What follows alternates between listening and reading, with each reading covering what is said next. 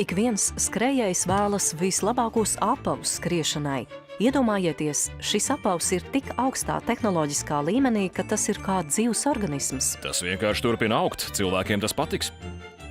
Tas, iespējams, nebūs nemaz tik ilgi jāgaida.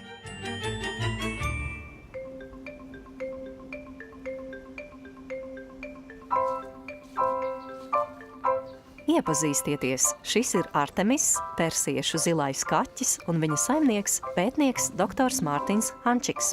Eksperimentējot ar robežām starp dzīvo un nedzīvo, viņa atklājumi iespējams pārvērtīs mūsu attiecības ar materiāliem.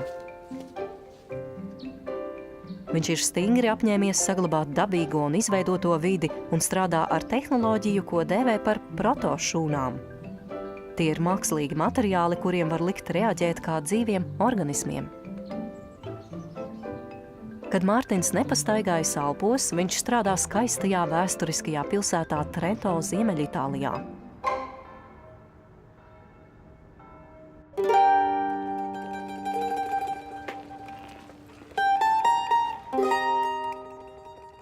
Lai kā viņam tās patiktu, viņš zina, ka šeit tik viena ēka, tāpat kā jebkura cilvēka izveidotā struktūra, lēnām sagrūst.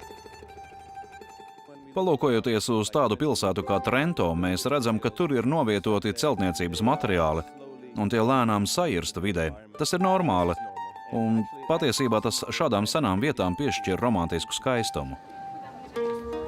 Mēs redzam dažādu veidu arhitektūru un dažādu veidu materiālus, kas tika izmantoti, lai gadsimtu gaitā uzceltu šo pilsētu, un parasti šie materiāli ir ļoti cieti, statiski un nereaģējoši. Tos var izmantot, lai izveidotu, piemēram, bruģakmeņus. Tradicionālie inertie materiāli, piemēram, marmors vai pat dzelzs un ķieģeļi, nespēja pielāgoties videi. Ja tos nepasargā, tie rūsē un ar laiku sairst.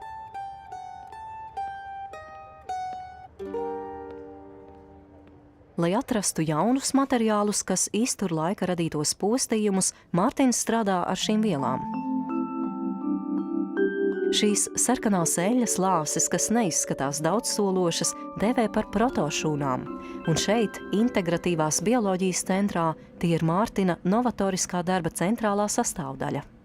Laboratorijā mēs veicam pētījumus par mākslīgo dzīvi. Mēs cenšamies izveidot nedzīvas ķīmiskās sistēmas, kuru darbība būtu kā dzīvām sistēmām. Vispirms es izveidošu eksperimenta vidi. Principā tas ir ziepjūdens. Tas nav nekas toksisks. Parasti eļļas pilīte ūdenī nereaģē. Tā tur vienkārši stāv.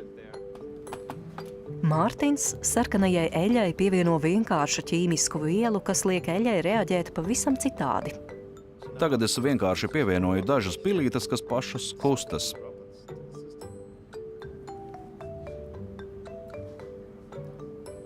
Pilīte uzreiz sāk reaģēt.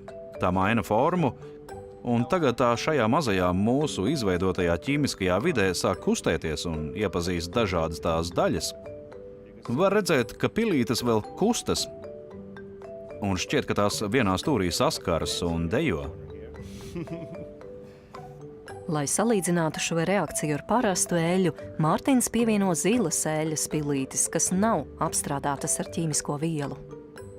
Ieliekot šo kontrolu pilīti, mēs redzam, ka tā nekustas, tā neveic nekādu mijiedarbību ar vidi, un tā mēs šīs divas sistēmas varam atšķirt.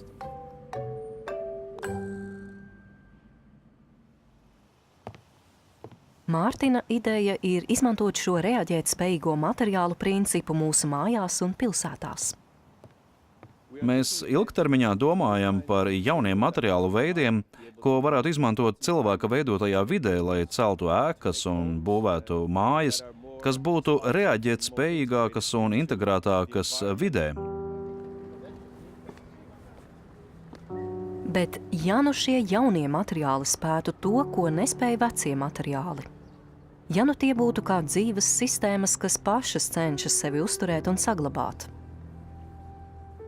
Tām būtu nepieciešams kustēties, mainīt vidi, tāpat kā eļļas piliena protošūnai. Viena no nākotnes idejām, veidojot jaunus materiālus ar dzīviem organismiem līdzīgām īpašībām, ir iegūt struktūru, kas pati atjaunojas, iespējams pati aug un pat pati reproducējas.